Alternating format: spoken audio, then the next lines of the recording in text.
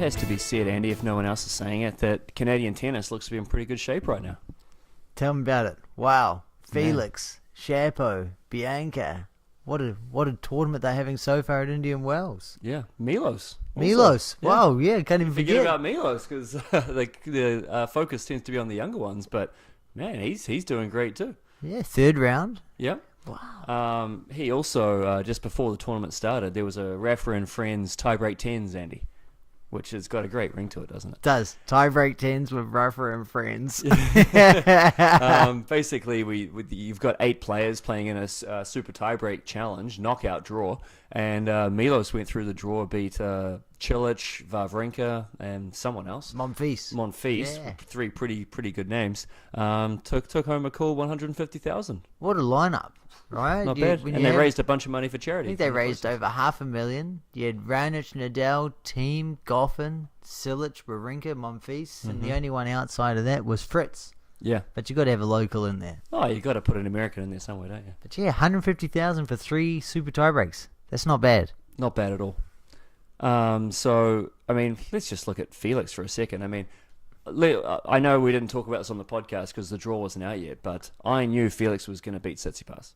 Well, what about just getting past Cameron Norrie to begin with?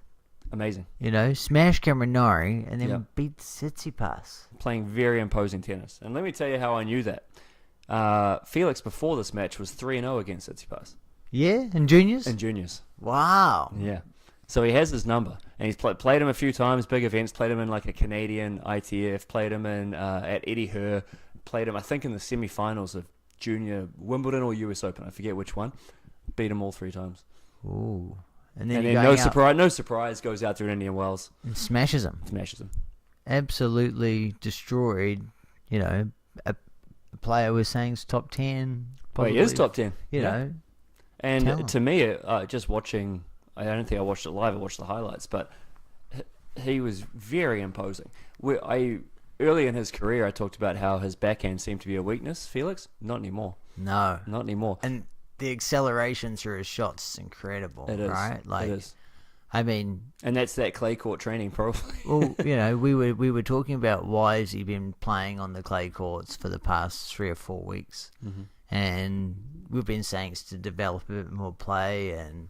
You know, build your strokes. Build the strokes and, you know, get some matches under your belt against top players on a tough surface where you've got to build points, and he's out there winning points against these guys. It doesn't look like he ever gets defensively. He doesn't get put off balance.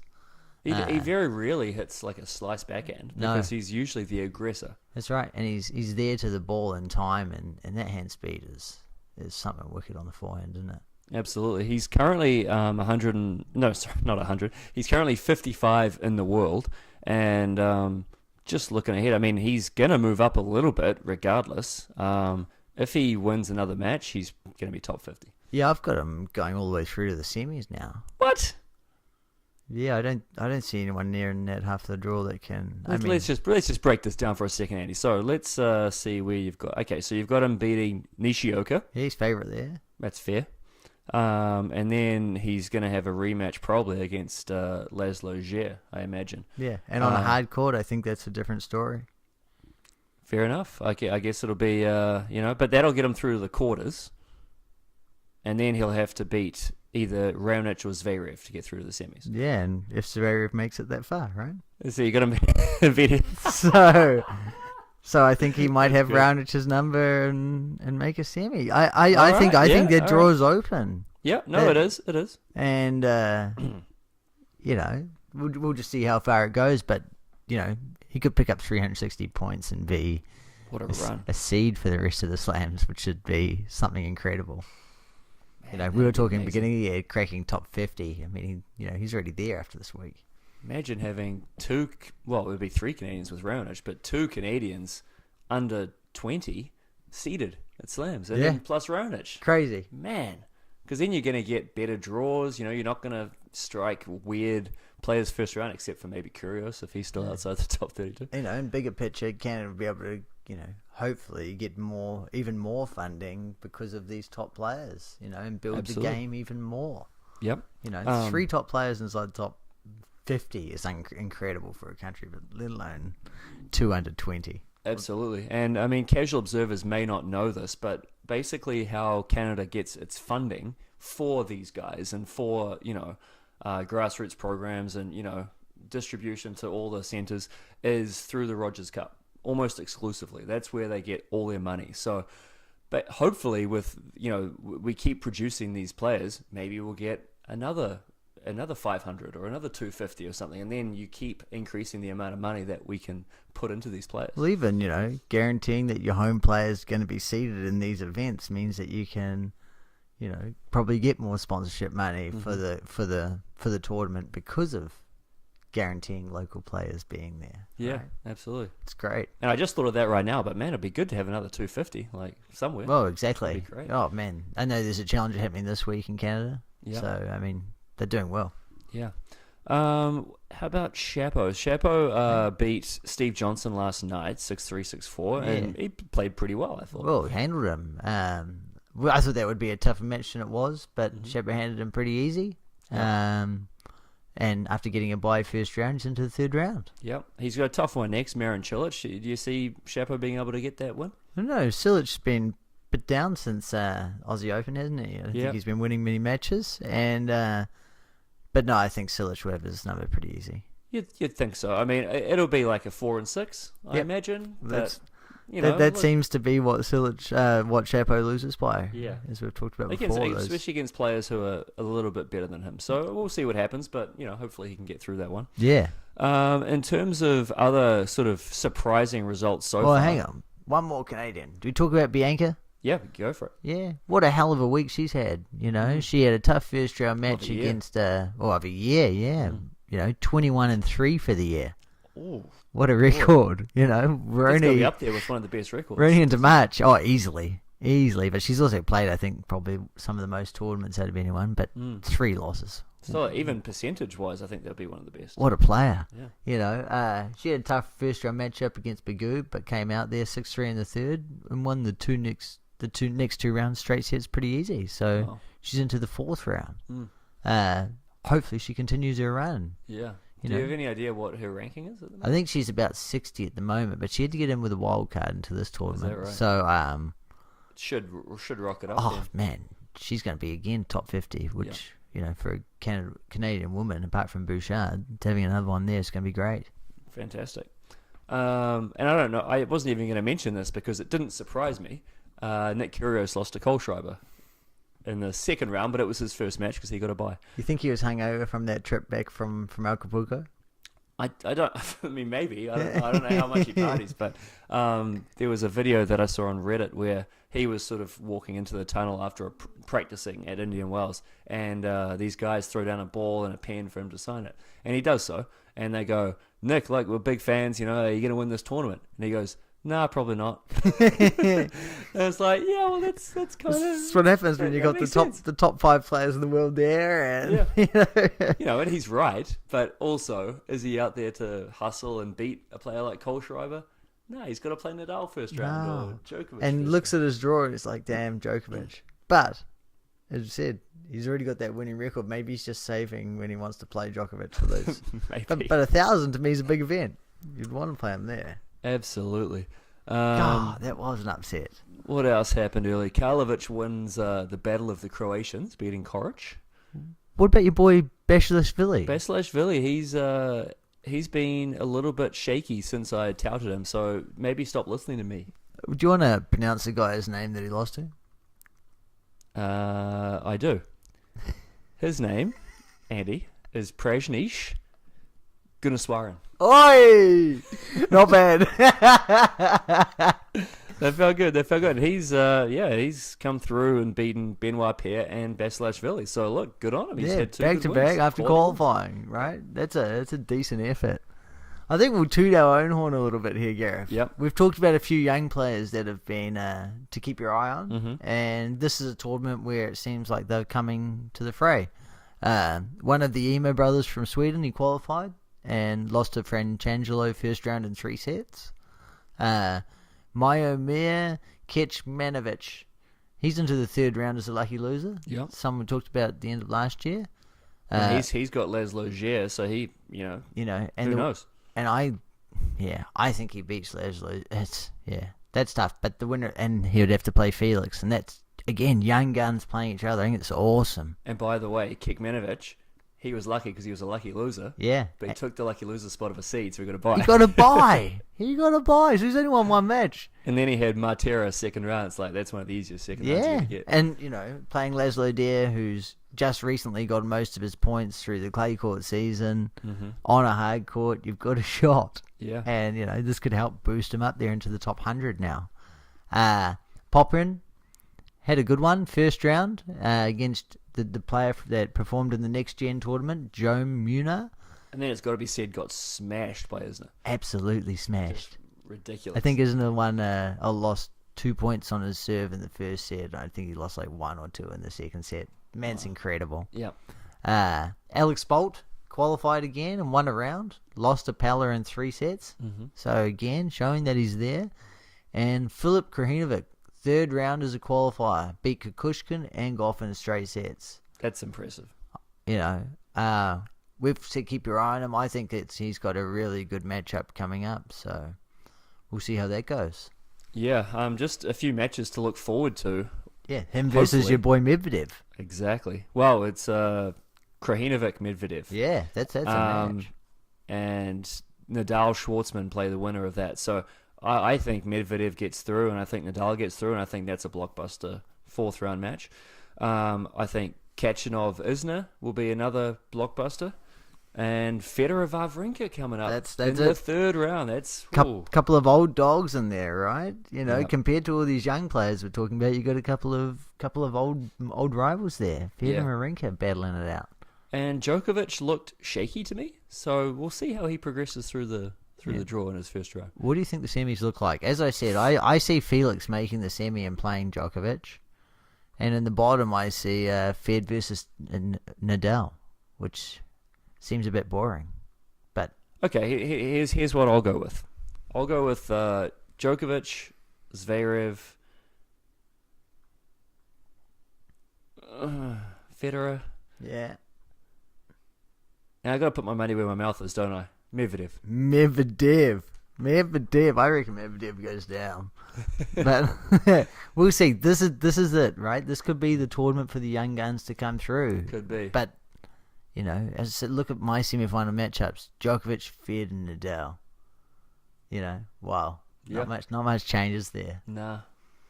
What's next? All right. Oh, Chris Kermode. Yes, done. What's the story? So his contract's ended with the ATP, and so what's his role? He's the president? Yeah, he's the president of the ATP. He serves 3-year terms, so he's done 2 3-year terms, and he was up for renewal and did not receive majority support of the 3 player representatives on the board. You've got to receive majority of the 3 players. So there's 2 out of 3. So if 2 of the players don't like you, you're done. Yeah. Woo! That's tough. Yeah, it's tough, isn't it? Yeah. Like, I'm not even saying that the players. One of the guys on that is Justin Gilmourstop, former player. Yeah. I think he's top 100 singles, did quite well in doubles. And, there's talk, why is he even on the player council? At the moment, he's up for alleged assault on a venture capitalist, and is due in court this week. Oh. So... Well, alleged assault. Let's not. Yeah, well, let's not say he's guilty until he's guilty. No. But it's probably not what you want. No, leading. They're saying he could have been the next possible leader or president. Oh, I see. Okay. So, there's a bit of backstage drama in this. I think Djokovic is a player who's wanted Kermode out. Yeah. He was quite public about this in January, saying he wants more money. Right, and he wants more money, or he wants more money distributed throughout the players. A bit of both. Yeah. And I think that's amazing for someone who's made 100 and something million in his career already. Yeah, especially considering it seems as though with the introduction of the new what words am I looking for here? The lower level of they're replacing the futures with this new transition tour. Transition tour. That's the word I'm looking for. It seems like they're taking steps to really try and do that, to try and make sure that there's less people who are calling themselves pros, because right now there's 15,000 people who are calling themselves pros and not making any money and being a drain to themselves and blah, blah, blah. So they're trying to make that number lower, but also pay those people more, which I think is good for the game. Yeah, agreed. The difference with the ATP and the ITF is that little minuscule bit there. Right. But with the increase in players in the Challenger Tour and the draws there and the prize money how it funnels through, that same idea. Yeah. So it's awesome. They've got to be complementary, the two. 100%, right? Everyone has to work together. In January, Canadian Basic Hospital sent out an email to players between 50 and 100, and it was quite strong-worded. It says, he called for the workforce to start acting and running like a business, not a bunch of scared kids. We need a CEO that first and foremost represents our interests. And, I think that's tough when Chris Kermode is in a way representing the players' interests, and he's running a tour where each tour is a separate business. Yes. Right? And if that business doesn't make money, then that tournament won't exist. Yeah. So he's got to keep lots of people happy. Yeah. And, what would increasing prize money just take that out of? Would there be less tournaments? Well, and as we mentioned, I mean, a lot of different countries who host these events are relying on that income for their own federations, to fund players coming up and player development and coaches and yada, yada, yada. So it's not just about getting the money to the players, although I think the lower level players are underpaid. I think the top level players are paid just fine. No, just fine. Yeah. So, yeah. I mean, they're not getting the Tom Brady, when Tom Brady gets a contract of $20 million a year to play football. Mm-hmm. Roger Federer won't earn $20 million in a year in prize money. No. You've probably got 16 quarterbacks who are earning $20 million a year. Yeah. There's not 16 tennis players who are doing that. So, for a global sport, I think that's where they could become more competitive. If you're comparing apples to apples, sport to sport, which is probably not apples to apples, is it? No, that's the thing, though, right? Like, you're comparing a sport that's focused in North America and, is one of the wealthiest countries in the world, if not the wealthiest, versus tennis. I don't know. I mean, it's I get the comparison, but I mean, female tennis players are, I think, the highest paid female athletes in the world. Yeah. And when I hear them griping, it's tough, right? Like, look at the basketball players. Look at WNBA. Look at soccer players. I mean, apart from North America, maybe they're making a bit of money for women's soccer, but the rest of the world aren't. No. And how many of these tennis players? I mean, when you compare it to the men, it's probably less, but it's an interesting debate. Absolutely. Right? Yeah. But yeah, Chris Kermode out. Who's going to take his spot? That's something to keep your eye on in the next couple of weeks. Absolutely. Jeez. Yeah, it could be a reshaping of the ATP. So yeah, it'd be very interesting. Right. I got a couple picks for you this week, Gareth. What do you got? You like Medvedev? Do. I like Krajinovic. $3. He's paying $3 to beat him? Yeah.